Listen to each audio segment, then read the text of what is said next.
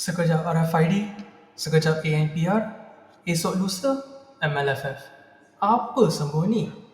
Okey, mari kita sama-sama belajar. Apa itu RFID? RFID adalah teknologi di mana tag yang dilekatkan pada kereta kita akan di-scan ketika melalui toll plaza dan toll payment akan ditolakkan dari e-wallet yang kita telah link dengan RFID tag kita.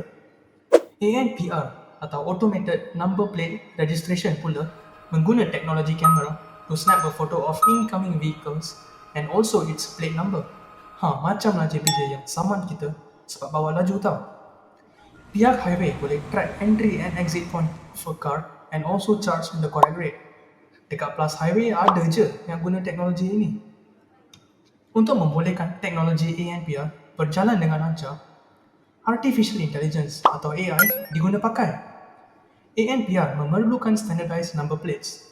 Kalaulah number plate kita fancy, nombor hilang ataupun damage, ANPR tidak akan dapat membacanya. Besides recognizing plate numbers, the cameras can also be used to detect the type of vehicles so that the correct toll charge is calculated based on vehicle class. Now, MLFF atau Multi-Lane Free Flow System.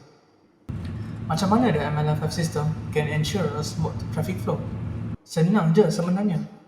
Dengan adanya RFID bersama dengan MLFF system, all tolls can manage to collect funds without having the vehicles to stop upon arrival at the collection point.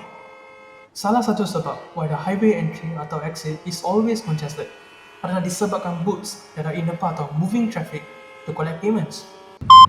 Apabila our highways use tag readers at gantries to detect the type of vehicles and also deduct tolls, our current existing electric toll collection will be the like of Singapore's. Canggih kan semua ni? Anda tahu tak, jika RFID dipasang dengan ANPR, maka negara kita akan mencapai milestone yang pertama towards the multi-lane free flow system and also achieve high-speed open road tolling. Ya, tak ada dah nak stop every time you're on highway to pay toll. Tetapi, if we want the MLFF to take place, of course there is a need for mass adoption of the RFID system. Dan toll operators juga perlulah tahu macam mana untuk collect toll from the non-RFID vehicles. Jadi, jika RFID is now paired with ANPR, our toll collection system akan dapat capture and charge all the vehicles accordingly, even when we are travelling at a highway speed. No more stopping to pay tolls. The future is here. Free flow high speed toll systems ni akan jadi salah satu faktor yang sebenarnya akan mengubah cara hidup kita semua.